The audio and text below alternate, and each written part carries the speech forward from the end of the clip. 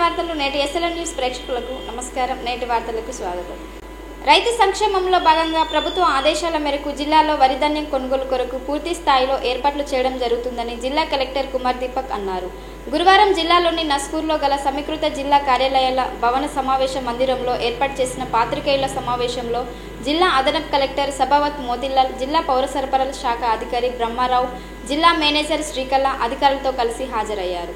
ఈ సందర్భంగా జిల్లా కలెక్టర్ మాట్లాడుతూ రైతు సంక్షేమంలో భాగంగా ప్రభుత్వ ఆదేశాల మేరకు జిల్లాలో 321 వరి ధాన్యం కొనుగోలు కేంద్రాలు ఏర్పాటు చేయడం జరిగిందని తెలిపారు. నిబంధనల ప్రకారం రైతుల వద్ద నుండి నాణ్యమైన ధాన్యాన్ని కొనుగోలు చేసి ప్రభుత్వం నిర్ణయించిన కనీస మద్దతు ధర చెల్లించడం జరుగుతుందని తెలిపారు. గ్రేడ్ ఏ రకం ధాన్యానికి 2,320 రూపాయలు, సాధారణ రకానికి 2,300 రూపాయలుగా మద్దతు ధర నిర్ణయించడం జరిగిందని, సన్న బియ్యం పండించిన రైతులకు మద్దతు ధరతో పాటు క్వింటాల్కు 500 రూపాయల చొప్పున బోనస్ అందించడం జరుగుతుందని, ఈ కార్యక్రమంలో ధాన్యం కొనుగోలు సమయంలో నిబంధనలు తప్పనిసరిగా పాటించేలా రైతులకు అవగాహన కార్యక్రమాలు నిర్వహించడం జరుగుతుందని తెలిపారు. జిల్లాలో ఈసారి 3,41,795 మెట్రిక్ టన్నుల ధాన్యం దిగుబడి వచ్చే అవకాశం ఉందని, స్థానిక అవసరాలు, విత్తనాలు, రైస్ మిల్లర్ల కొనుగోలు పోను, పౌర సరఫరాల సంస్థ ద్వారా 3,03,995 మెట్రిక్ టన్నుల ధాన్యం కొనుగోలు చేసే అవకాశం ఉంటుందని తెలిపారు. ఈసారి మన జిల్లాలో టోటల్ 321 సెంటర్ ఉంటుంది. ఐకేపీ గ్రూప్ వాళ్ళకి 194, దాదాపు 60% కంటే ఎక్కువ, అంటే 60% కంటే ఎక్కువ ఐకేపీకి ఇవ్వడం జరుగుతున్నాయి. రాష్ట్ర ప్రభుత్వ ఒక డిసిజన్ తీసుకున్నారు. మన మహిళల సంఘాలకి మనము ప్రమోట్ చేయాల్సింది, వాళ్ళకి ఇన్కమ్ రావాలి, వాళ్ళకి అన్ని రకాల డెవలప్మెంట్ వర్క్లో ఇన్వాల్వ్ చేయాల్సింది. కాబట్టి ఐకేపీ గ్రూప్కి ఎక్కువ ఇవ్వడం జరుగుతున్నాయి. ప్యాక్స్కి 121 ఇస్తున్నాము. మెప్మా మళ్ళీ ఇది కూడా స్వయం సంఘాలు అర్బన్ ఏరియాలో కొంటారు, వాళ్ళు కూడా 6 ఇస్తున్నాము. సో టోటల్ 200, 321లో 200, దాదాపు 65% మహిళా సంఘాలకు ఇవ్వడం జరుగుతున్నాయి. ప్యాక్స్కి 121 ఇస్తున్నాము. మన టోటల్ ఏరియా కల్టివేషన్ 1,21,702 ఏకర్స్ ఉన్నాయి. దానిలో మేజర్గా దొడ్డు బియ్యం మాత్రమే ఈసారి చేస్తున్నారు. మన దగ్గర అగ్రికల్చర్ డిపార్ట్మెంట్ నుంచి రిపోర్ట్ వచ్చింది. 95% వరకు దొడ్డు వడ్లు మాత్రమే మనకి వస్తుంది, వాళ్ళు అదే వేశారు. సో మన expected arrival 3,31,935 metric tons purchase చేయడానికి మనం రెడీ ఉన్నాము. Total estimated production 3,41,795 metric ton ఉంటుంది. లోకల్ కన్జంప్షన్ సీడ్ అన్నిటి కోసం కూడా ఫార్మర్స్ ఉంచుతారు. సో దాదాపు 22,000 మెట్రిక్ టన్ ఫార్మర్ ఉంచుతారు లోకల్ కన్జంప్షన్ సీడ్స్ అన్నిటి కోసం. అండ్ మిగతా 3,31,935 మెట్రిక్ టన్ కొనుక్కోవడానికి మనం 321 సెంటర్ ఏర్పాటు చేసాము. ఏజెన్సీ వారిగా, అంటే స్వయం సంఘాల వారిగా కూడా చెప్పాము. మన దగ్గర గనీ బ్యాగ్ సఫిషియెంట్గా ఇప్పుడు ఉన్నాయి, ఇంకా వస్తుంది. టోటల్ 8,30,000 వరకు గనీ బ్యాగ్ కావాలి. దానిలో న్యూ గనీ బ్యాగ్, ఓల్డ్ సర్వీసెబుల్ గనీ బ్యాగ్స్ కూడా ఉంటుంది. ఈ రెండు ఇప్పుడు సఫిషియెంట్గా ఉన్నాయి, ఇంకా రెగ్యులర్గా వస్తున్నాయి. సో మన దగ్గర ఎలాంటిగా గనీ బ్యాగ్ సంబంధించిన ప్రాబ్లమ్స్ లేవు. మిల్ ట్యాగింగ్ కూడా చేయడం జరుగుతున్నాయి.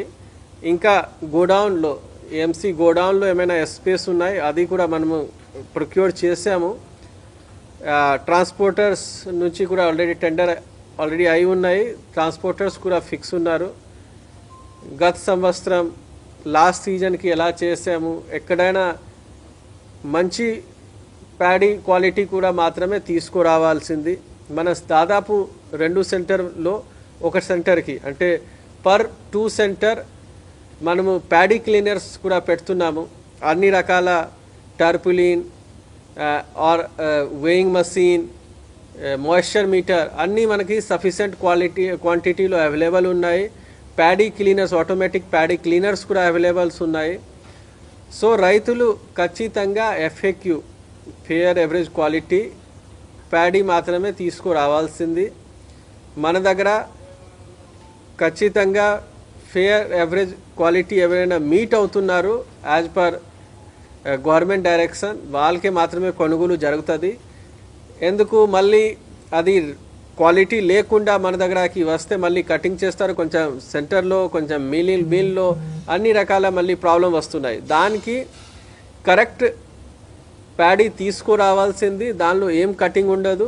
విల్ గివ్ దెమ్ ఫుల్, ఎంత ప్యాడీ మనకి ఇస్తారు దానికి ఫుల్ అమౌంట్ మనం విదిన్ 48 hours వాళ్ళకి అకౌంట్లో జమ చేయాల్సింది. అట్లా మనం ప్రయత్నం చేస్తాము. సో మంచిగా ప్యాడీ తీసుకువస్తే మనకి ఎలాంటిగా అట్లా ప్రాబ్లం ఉండదు.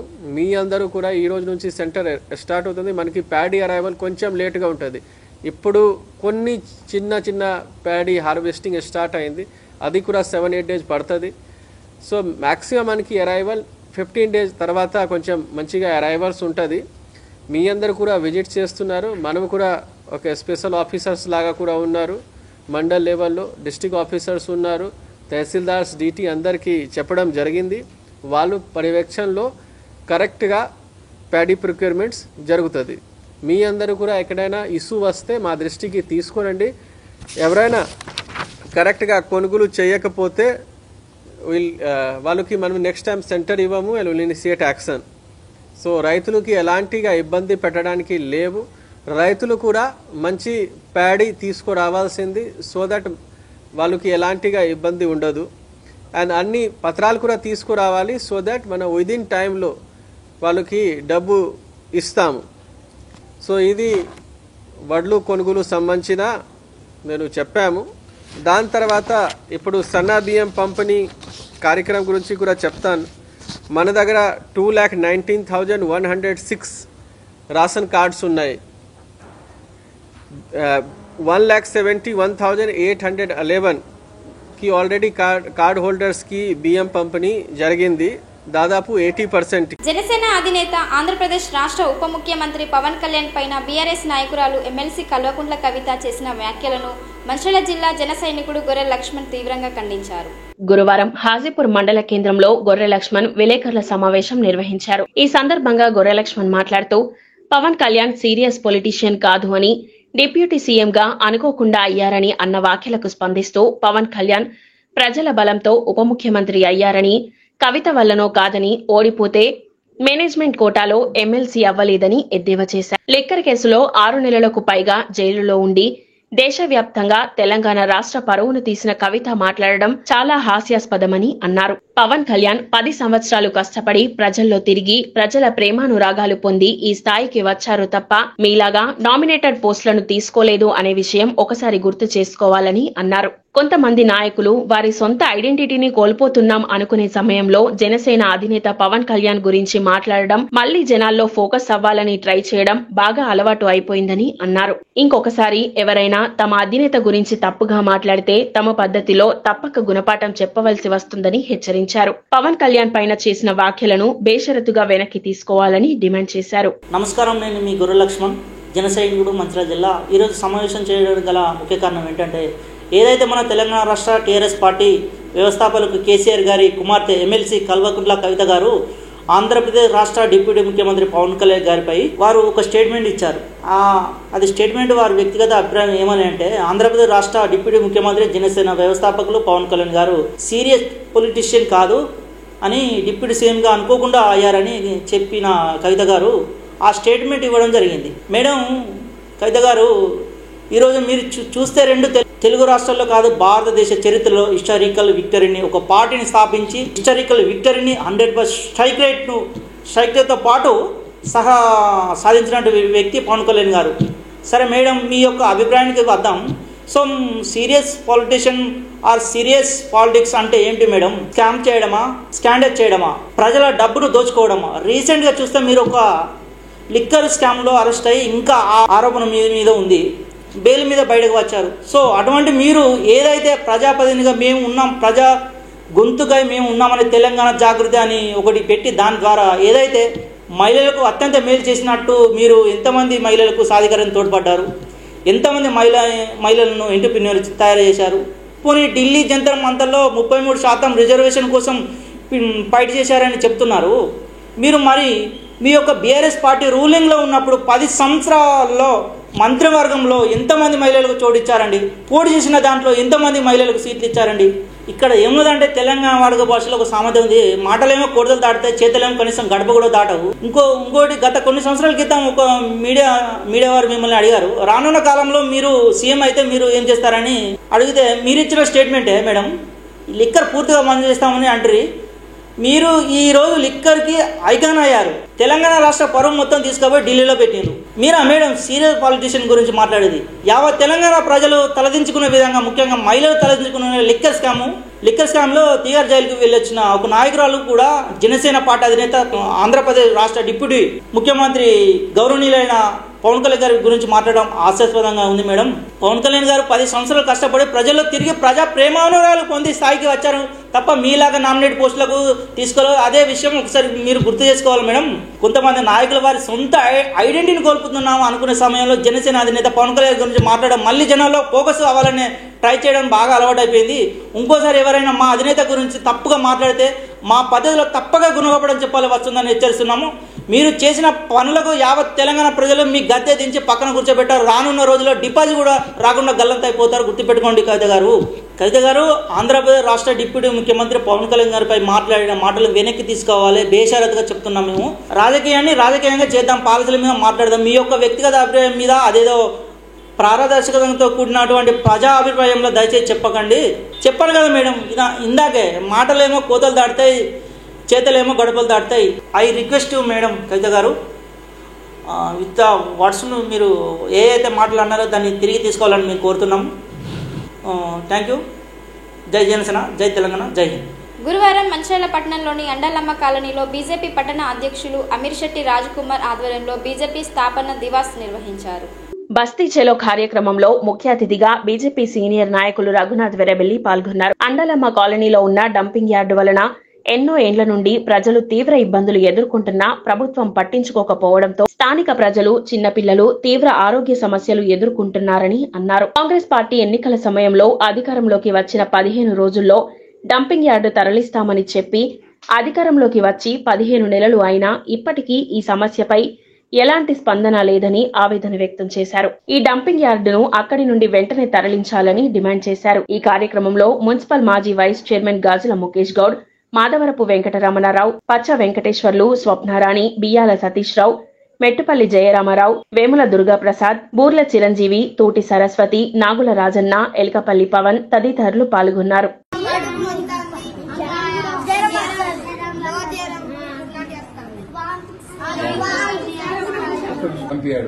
వాసన బాగా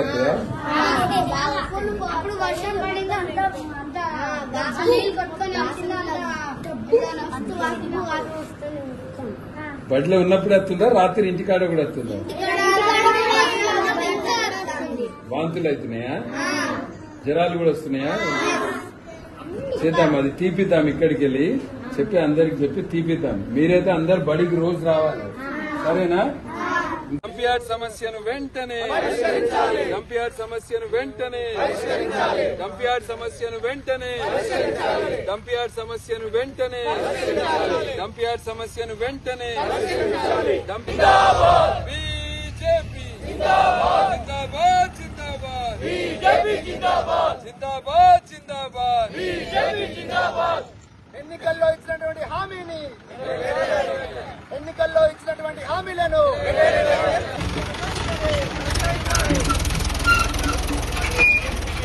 సమస్యలు ఆండాలమ్మ కాలనీ గ్రీన్ సిటీ ప్రజల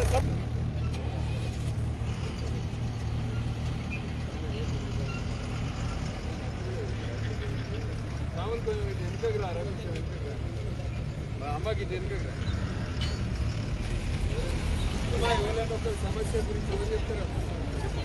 45 సంవత్సరాలు పూర్తి చేసుకున్న సందర్భంగా మా కేంద్ర పార్టీ గాంవ్ చెలో బస్తీ చెలో అంటే పల్లెటూర్లలో అదేవిధంగా బస్తీలలో ఉన్న సమస్యలు తెలుసుకోవడానికి ఈ కార్యక్రమాన్ని పిలుపునియడం జరిగింది. దీంట్లో భాగంగా ఈరోజు ఇక్కడ మంచిర్యాల ఆండాలమ్మ కాలనీకి రావడం జరిగింది. నేను ఒకటే అడుగుతున్నా, ఆండాలమ్మ కాలనీ ప్రజలు కాదా? వాళ్ళు చేసుకున్న పాపం ఏంది? వాళ్ళ పరిస్థితి ఎందుకు ఇంత దారుణంగా ఉన్నది? గత ఎమ్మెల్యే 10 సంవత్సరాల ఎమ్మెల్యే ఉన్నాడు. అనేక సందర్భాలలో భారతీయ జనతా పార్టీ ఆధ్వర్యంలో ఈ సమస్య గురించి మాట్లాడడం జరిగింది. ఆ ఎమ్మెల్యేకు ఎటువంటి చలనము స్పందన లేదు. ఈ ఎమ్మెల్యే వచ్చింది. ఈయన ఇప్పుడే అక్క చెప్పింది 15 రోజులలో ఇక్కడ డంప్ యార్డ్ తీపిస్తా అని ఎన్నికల సమయంలో వాగ్దానం ఇచ్చింది. 15 నెలలైంది. ఈ 15 నెలల మన ఎమ్మెల్యేకి తెల్లారి లేస్తే నాకు మంత్రి పదవి వత్తదా రాదా, నాకు మంత్రి పదవి వత్తదా రాదా, మంత్రి పదవి మీద ఉన్న సొయి, దాని మీద ఉన్న ధ్యాస ఈ ఆండాలమ్మ కాలనీ ప్రజల మీద లేదు. ఒక ఆండాలమ్మ కాలనీ కాదు, ఇక్కడ పక్కకు గ్రీన్ సిటీ లక్షల రూపాయలు పెట్టి ప్లాట్లు కొనుక్కొని ఇల్లు కట్టుకున్నారు. ఈ సమస్యకి ఇప్పటివరకు పరిష్కారం రాలే. సిద్దిపేటకు ఒకసారి పోయి చూసిరండి డంప్ యార్డ్ ఎట్లుంటుంది అక్కడ, నేర్చుకోండి. మీ నాయకులందరినీ బస్సు నేను పెడతా, మీ అందరు కాంగ్రెస్ నాయకులకు అందరికి బస్సు నేను పెడతా, అందరూ ఒకసారి సిద్దిపేటలో పోయి డంప్ యార్డ్ ఎట్లుంటుందో చూసిరాండి. ఇటువంటి సమస్యల గురించి మేము మాట్లాడుతుంటే ఈ సమస్యలకు ఒక పరిష్కారము, ఒక ప్లాన్ గురించి లేకుండా వ్యక్తిగతంగా విమర్శలు, ధర్మం మీద విమర్శలు, హనుమాన్ దీక్ష తీసుకుంటే దాని మీద విమర్శలు. భారతీయ జనతా పార్టీ నాయకులు ఎప్పుడు కూడా రాజకీయాలను ధర్మంతో ముడిపెట్టారు. ఒక భక్తి శ్రద్ధలతోటి చేసుకునే హనుమాన్ దీక్షని విరమించుకోవాలంటే దీక్షలు బంద్ చేసి సేవా కార్యక్రమాలు చేయాలి. ఈయన ఆర్ఎస్ఎస్ గురించి, బీజేపీ గురించి, దేశ చరిత్ర గురించి మాట్లాడతాడు. ఆర్ఎస్ఎస్ రాకముందు కాంగ్రెస్ పార్టీ ఉండేనట్టు, ఇక దానికంటే ముందు రాజులే ఉండేనట్టు, ఇక మధ్యలో వాళ్ళు లేరు.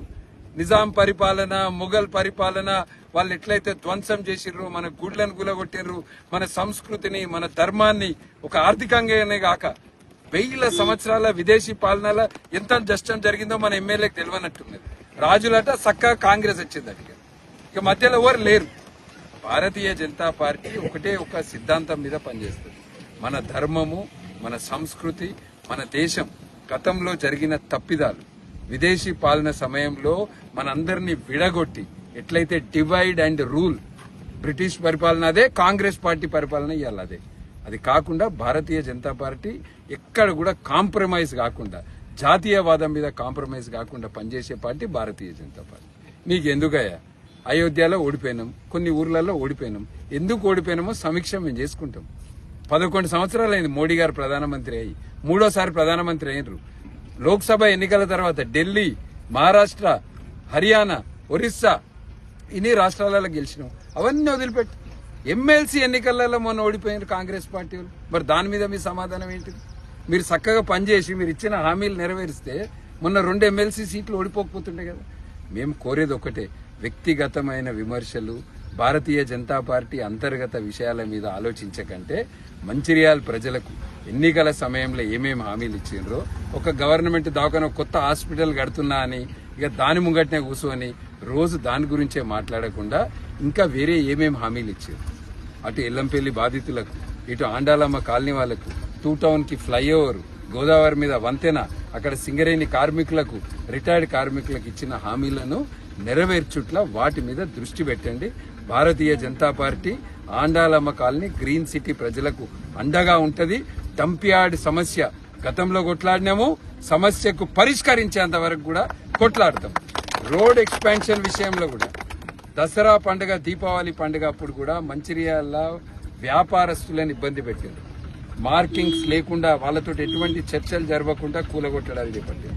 మళ్ళా ఇప్పుడు కూడా ఈసారి ఈ ప్రాంతంలో ఉన్న వాళ్ళని, మేము అభివృద్ధికి వ్యతిరేకం కాదు, కానీ చర్చలు జరపాలి, వాళ్ళ సమస్యలు తెలుసుకోవాలి, తీసుకున్న తర్వాతనే నిర్ణయం తీసుకోవాలి.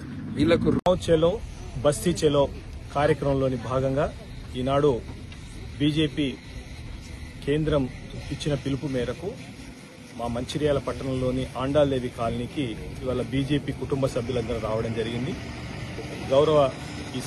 ఈ యొక్క కార్యక్రమానికి అతిథిగా పెద్దలు గౌరవనీయులు బీజేపీ మాజీ జిల్లా అధ్యక్షులు పెద్దలు ఎర్రబెల్లి రఘునాథ్ గారు ఈ కార్యక్రమంలో పాల్గొనడం జరుగుతోంది. అదేవిధంగా రమణారావు గారు, ఈ డివిజన్ ఇన్ఛార్జ్ జయరాం గారు, అదేవిధంగా మా పట్టణ అధ్యక్షులు గౌరవనీయులు అమీర్ శెట్టి రాజు గారు, ఈ ప్రాంత బీజేపీ సీనియర్ నాయకులు వెంకటేశ్వర్ గారు, వారి సతీమణి, అదేవిధంగా చాలా మంది మా బీజేపీ కుటుంబ సభ్యులున్నారు. వారందరికీ కూడా పేరు పేరున హృదయపూర్వక నమస్కారాలు తెలియజేస్తూ, ఈనాడు ఈ ప్రాంతంకి వచ్చిన తర్వాత ఇక్కడ ఉన్నటువంటి పేద ప్రజలు చెప్తున్న సమస్యలు వింటే అసలు మనం మంచిర్యాలలోనే ఉన్నామా లేమా అనేటువంటి పరిస్థితి.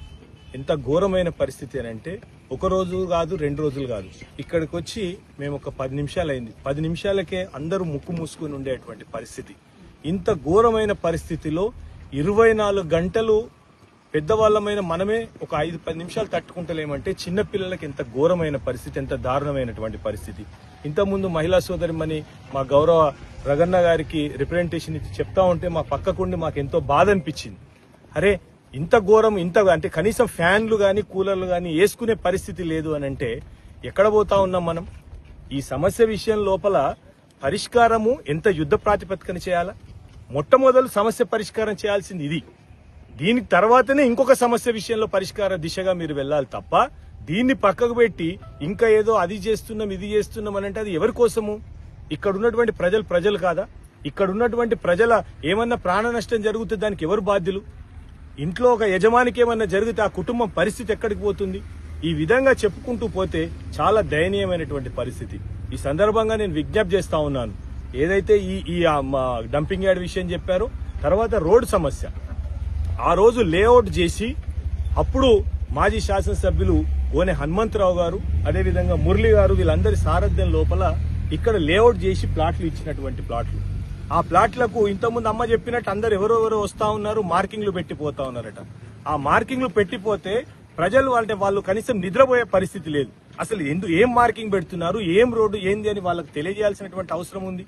వాళ్ళకు ఒకవేళ అదేమన్నా జరిగితే దానికి పరిష్కారం ఏంది, వాళ్ళకి ఏం మార్గం చూపిస్తా ఉన్నారన్నది తెలియజేయాల్సినటువంటి అవసరం ఉన్నది. అభివృద్ధికి మేము ఎప్పుడూ అడ్డం కాదు, అభివృద్ధి చేయండి, దాన్ని మేము స్వాగతిస్తాం. బీజేపీ పార్టీ తరఫున మా రగన్న గారి నాయకత్వం లోపల మేము స్వాగతిస్తాం. కానీ నువ్వు వాళ్ళు భయభ్రాంతులు అయ్యే విధంగా, వాళ్ళు ఆందోళన చెందే విధంగా, వాళ్ళ లోపల అసలు నిద్రాలు మానే విధంగా ఏం జరుగుతుందో ఏందో అని తెలియనటువంటి పరిస్థితి. ఇప్పటికి ఒకసారి కాదు, 2 సార్లు కాదు, ఒక 3-4 సార్లు వచ్చి ఎవరి అంగాల వాళ్ళు మార్కింగ్ పెట్టుకుంటా పోతా ఉన్నారు. నేను ఈ సందర్భంగా విజ్ఞప్తి చేస్తా ఉన్నాను, ఇది హైదరాబాద్ లో జరిగిన హైడ్రా లాగా ఇక్కడ ప్లే చేస్తా ఉన్నారు. ఇది ఎంతవరకు సమంజసం? ఇది సరైన విధానం కాదు. మీరు తప్పకుండా మొట్టమొదలు ఇక్కడ ఉన్నటువంటి ప్రజలతోటి చర్చించాల్సినటువంటి అవసరం ఉంది. వారి సమస్య, వారు ఏదైతే మీరు చేయాలనుకుంటున్నా ఆ ప్లాన్ ను ముందట పెట్టాల్సినటువంటి అవసరం ఉంది. దానిలో ఎవరికి నష్టం జరుగుతుంది, ఆల్టర్నేట్ గా ఎవరెవరికి ఏమేమి చేస్తారు, అది వాళ్ళ ఆమోద యోగ్యంగా మీరు ముందుకు పోవాలి తప్ప దాంట్లో వాళ్లకు వ్యతిరేకంగానో వాళ్లకు లాభం చేయకుండానో ముందుకు పోతే బీజేపీ పార్టీ తరఫున మేము ఊరుకుండే సమస్య లేదని చెప్పి ఈ సందర్భంగా విజ్ఞప్తి చేస్తా ఉన్నాం. ఈ సందర్భంగా డంపింగ్ యార్డ్ విషయం, అదేవిధంగా రోడ్డు విషయము, ఇక్కడ ఉన్నటువంటి సమస్యలు, దీనికి కాకుండా ఇతరత్ర ఇవాళ కేంద్ర ప్రభుత్వం నుంచి నరేంద్ర మోడీ గారి నాయకత్వం లోపల ప్రతి ఒక్క వ్యక్తికి తెల్ల రేషన్ కార్డు ఉన్న ప్రతి వ్యక్తికి 5 కిలోల బియ్యము ఈనాడు కేంద్ర ప్రభుత్వం నుంచి వస్తా ఉంది. ఈ కేంద్ర ప్రభుత్వం నుంచి వస్తున్నటువంటి విషయాన్ని ప్రజలందరికీ తెలుసు, అయినా మేము మళ్ళీ తెలియజేయాల్సినటువంటి అవసరం ఉంది కాబట్టి మేము వచ్చాం. ఈ విషయం లోపల ఒక పెద్ద రాద్ధాంతం చేస్తా ఉన్నారు. ఏం రాద్ధాంతము? ఫోటో గురించి రాద్ధాంతం చేస్తా ఉన్నారు. ఇది చేస్తున్నది ఫోటో గురించి కాదు, ఇది బాధ్యత, ఇది మినిమం కర్టసీ. ఒక కేంద్ర ప్రభుత్వం నుంచి 10,000 కోట్ల రూపాయలు కేవలం మన బియ్యం, సన్న బియ్యం పంపిణీ కార్యక్రమం కోసము కేంద్ర ప్రభుత్వం మనకు డబ్బులు పంపిస్తా ఉంటే దాంట్లో ఒక దేశానికి ప్రధానమంత్రి అయినటువంటి వ్యక్తి ఫోటో పెట్టకపోవడం అనేటువంటిది ఇది నిజంగా దౌర్భాగ్యం. ఇవాళ మేము సన్న బియ్యం పంచుతున్నాం కాబట్టే మీరు ఇవాళ మా ఫ్లెక్సీలో ఫోటో పెట్టాలి అని అడుగుతున్నటువంటి సందర్భం. ఇది చాలా తప్పు. కాంగ్రెస్ వాళ్ళు ఏదైతే మాట్లాడుతా ఉన్నారో ఇది 100% తప్పు. గతం లోపలనే నిర్మలా సీతారామన్ గారు దాదాపు ఒక 3-4 సంవత్సరాల క్రితం వచ్చినప్పుడు అప్పుడు దొడ్డు బియ్యం పంపిణీ చేసేటప్పుడు కూడా వారు స్పష్టంగా చెప్పారు, ప్రధాని గారి ఫోటో పెట్టాలి, మీరు రాష్ట్ర ప్రభుత్వం తప్పు చేస్తా ఉన్నారని వారు చెప్పడం జరిగింది. దాన్ని ఆ ప్రభుత్వం పట్టించుకోలేదు, ఇవాళ ఈ ప్రభుత్వం కూడా పట్టించుకోలేదు. పట్టించుకోనంత మాత్రాన ప్రజలకు తెలియదని కాదు, ప్రజలందరికీ తెలుసు. ఇవాళ గ్రామాల అభివృద్ధి విషయం లోపల గాని, గ్రామానికి నేరుగా ఫండ్స్ రావడం లోపల గాని, ఈ ప్రాంతం లోపల మున్సిపల్ డెవలప్మెంట్ కు నిధులు ఇచ్చే విషయం లోపల గాని, స్లమ్ డెవలప్మెంట్ కు నిధులు ఇచ్చే విషయం లోపల గాని, అన్ని విషయాలలో కేంద్ర ప్రభుత్వం పూర్తి స్థాయిలో కొన్ని కోట్ల రూపాయలు ఈనాడు రాష్ట్ర ప్రభుత్వాలకు పంపించడం జరుగుతుంది. ఇవాళ ప్రజలకు మౌలిక సదుపాయాలలో మీరు విఫలమవుతా ఉన్నారు. ఏ వాడకు అయినా 20-30 లైట్లు వెలగడం లేదు. ఈ వాడకు పోయినా సరే సరైన టైంకు నల్ల రావడం లేదు. నీళ్లు వస్తా ఉన్నాయి కాదని మేము అనట్లేదు, కానీ టైమింగ్ లేదు. ఆ టైమింగ్ లేకపోతే ఎంత ఇబ్బంది అవుతుంది ప్రజలకు. అదే విధంగా లైట్లు ఇవాళ దాదాపు ఏ వాడకు పోయినా 20-30 లైట్లు లేవు. ఆ లైట్లను పోయి అది వచ్చేసరికి ఈ లైట్లు పెడదామని ఒక 10-20 మీరు తెచ్చేసరికి మళ్ళీ ఇంకొక 10-20 పోతా ఉన్నాయి. ఎప్పుడూ ఒక 20-30 లైట్లతో అంధకారంలో ఒక్కొక్క ప్రతి వార్డు ఉంటా ఉంది. ఇవన్నీ సరైన విధానం కాదు. ఈ మౌలిక సదుపాయాలు చేయాల్సినటువంటి బాధ్యత మున్సిపల్ కార్పొరేషన్ పై ఉంది. దీని విషయమై మంచిర్యాల పట్టణం లోపల ఉన్న ప్రతి బస్తీకి వెళ్లి ఆ బస్తీ లోపల ఉన్నటువంటి సమస్యలన్నీ తెలుసుకొని ఇవన్నీ మా ఎర్రబెల్లి రఘునాథ్ గారి నాయకత్వం లోపల జిల్లా కలెక్టర్ గారికి కలిసి ఈ సమస్యలన్నింటినీ పరిష్కారం చేయాలని మేము విజ్ఞప్తి చేస్తాం. ఈ సమస్యల పరిష్కారం వెంటనే చేయకపోతే ఇప్పుడు ప్రస్తుతానికి డంపింగ్ యార్డును ఏవైతే రోడ్డు ఇట్లాంటి విషయాలు చెప్పామో ఇవి వెంటనే పరిష్కారం చేయకపోతే దశల వారీ ఆందోళన కార్యక్రమాలు బీజేపీ పార్టీ తరఫున చేస్తామని చెప్పి ఈ సందర్భంగా విజ్ఞప్తి చేస్తూ మా రఘునాథ్ గారి నాయకత్వం లోపల ఈ ప్రాంతం లోపల ప్రజలకు ఎవరికి ఏ ఇబ్బంది జరిగినా తప్పకుండా బీజేపీ పార్టీ ముందుండి పోరాటం చేస్తుందని చెప్పి సందర్భంగా విజ్ఞప్తి చేస్తూ ముగిస్తున్నాను. భారత్ మాతా కీ భారత్ మాతా.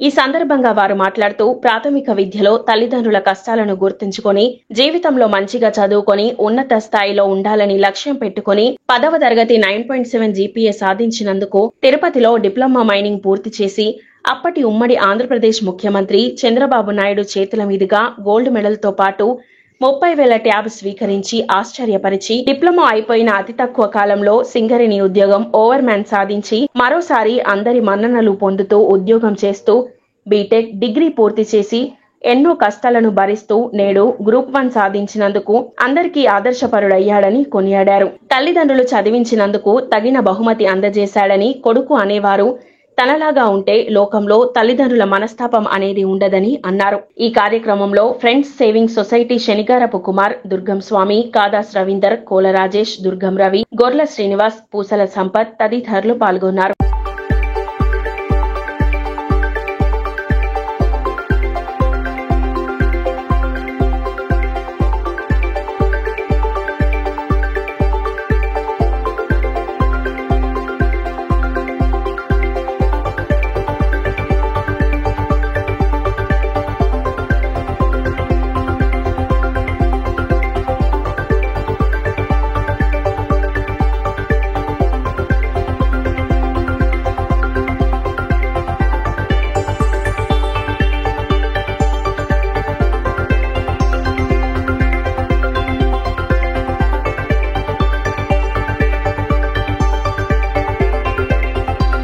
మంచిర్యాల జిల్లా చెన్నూరు పట్టణంలో బీజేపీ ఆధ్వర్యంలో గావ్ బస్తీ చలో కార్యక్రమం నిర్వహించారు. ఈ కార్యక్రమంలో భాగంగా పట్టణంలోని చోటా హనుమాన్ ఆలయ పరిసర ప్రాంతాలను బీజేపీ కార్యకర్తలు పరిశుభ్రం చేశారు. అనంతరం పలు కాలనీలలో ర్యాలీ నిర్వహించి కేంద్ర ప్రభుత్వం ప్రవేశపెడుతున్న పలు పథకాల గురించి గడప గడపకు తిరుగుతూ ప్రజలకు అవగాహన కల్పించారు.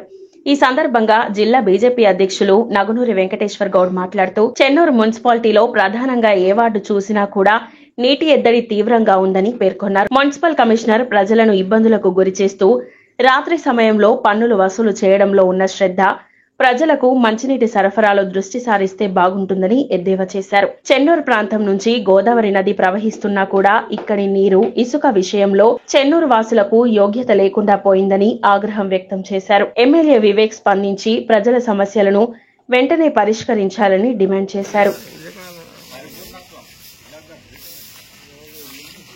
మళ్ళా గాలికి రోడ్డు మీదకి వస్తుంది బండి చెప్పండి ఫోన్ చేసి అక్కడే ఉన్నాడు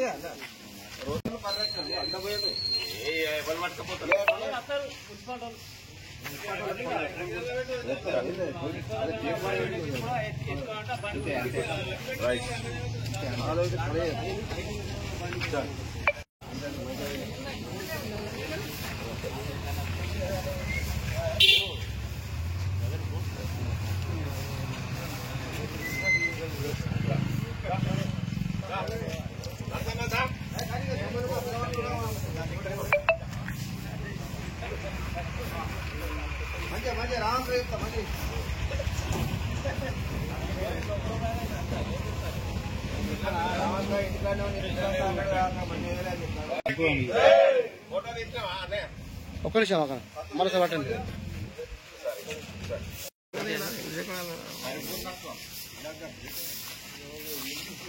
మళ్ళా గాలికి రోడ్డు మీదకి వస్తుంది బండి చెప్పండి ఫోన్ చేసి అక్కడే ఉన్నాడు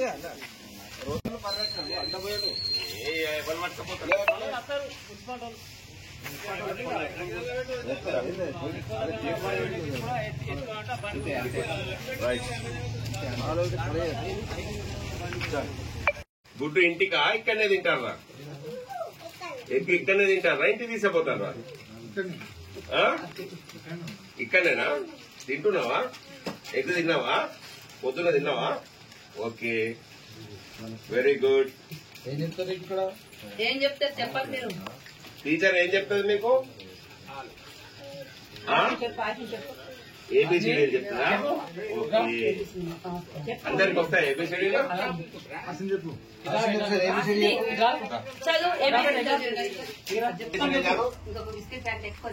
అమ్మో, ఓకే కూర్చోండి కూర్చోండి. జై శ్రీరామ్, జై శ్రీరామ్, జై శ్రీరామ్, జై శ్రీరామ్. ఓకే, కూర్చోండి. మీ పేరేంటి? ఇగో దేవాంశ్ పేరు చెప్పాలి. ఏ పేరు నీ పేరు? దేవాంశ్. అమ్మ పేరేంటి? శైలజ. నాన్న పేరు? రాజు. ఆయమ్మ ఏం పెడుతుంది నీకు? అన్నం పెడుతుందా? ఇంకేం పెడుతుంది? పాపడాలు పెడుతుందా? Okay okay. ఎగ్గిస్తుందా? తింటున్నావు మరి? ఓకే, కూర్చుంటావా? కూర్చో.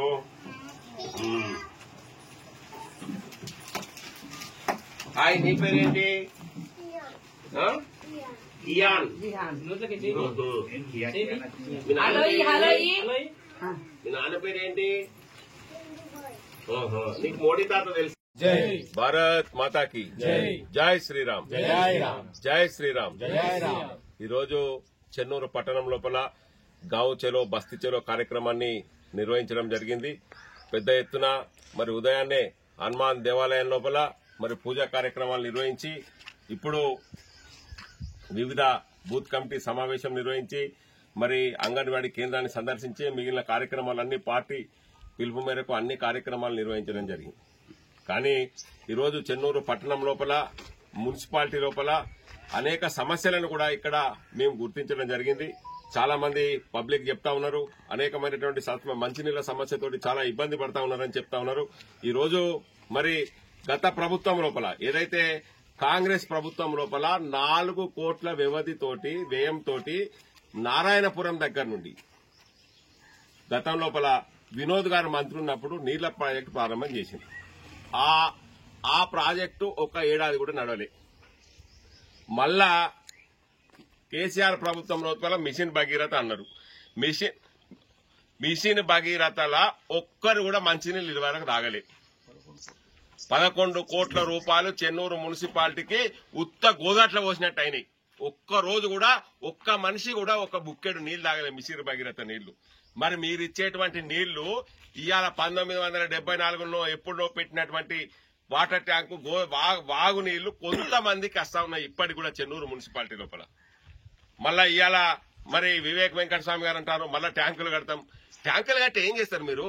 ఎక్కడికెళ్ళి నీళ్లు తెస్తారు? కట్టేదాంతో ఇప్పుడు కట్టేదాంతో 12 టాకీలు ఉన్నాయి చెన్నూరులో. 12 టాకీలకెళ్ళి బుక్కే నీళ్లు ఎవరికన్నా ఇస్తారా? చెన్నూరు పట్టణం లోపల వాగునీళ్లు ఎన్ని రోజులు వస్తాయి? మేలు అయితే బంద్ అయిపోతాయి వాగునీళ్లు. వాగునీళ్లు ఎవరికి వస్తానే? ఎంతమందికి వస్తాయి? టెక్సులు వసూలు చేసడం లోపల కమిషనర్ కు ఉన్నటువంటి శ్రద్ధ, కమిషనర్ గారు మీకు శ్రద్ధ చెన్నూరు ప్రజల పట్ల ఉంటే మంచినీళ్ళు ఏ విధంగా ఇస్తావో ఆలోచన చేయి. టెక్సులు రాత్రి 11-12 గంటలకు వసూలు చేసుడు కాదు. ఏం టెక్సులు ఇస్తారో? టెక్సులు వసూలు చేయగానే సరిపోదు. కమిషనర్ గారు ముందుగా ఇన్ని టెక్సులు వసూలు చేస్తాను, మున్సిపల్ ఆఫీస్ కు గోడ లేదు, ముంగట ప్రహరీ గోడ లేదు. ఏం చేస్తారు మీరు? ఈ పైసలన్నీ ఎక్కడికి పోతా ఉన్నాయి? దయచేసి నేను ఈ యొక్క ప్రభుత్వానికి విజ్ఞప్తి చేస్తా ఉన్నా. చెన్నూరు పట్టణ ప్రజల దాహతి తీర్చాలంటే చెన్నూరు గోదావరి నుంచి నిలిస్తారా? మరి నారాయణపురం గోదావరి మళ్ళా పునరుద్ధరిస్తారా? కోట్లింగాల దగ్గర నుంచి పునరుద్ధరిస్తారా? ఏం చేస్తారో ఆలోచించి పర్మనెంట్, తాత్కాలికంగా కాదు, ఈ యొక్క చెన్నూరు పట్టణానికి ఈ జిల్లాలలో అందరికీ నీళ్లున్నాయి.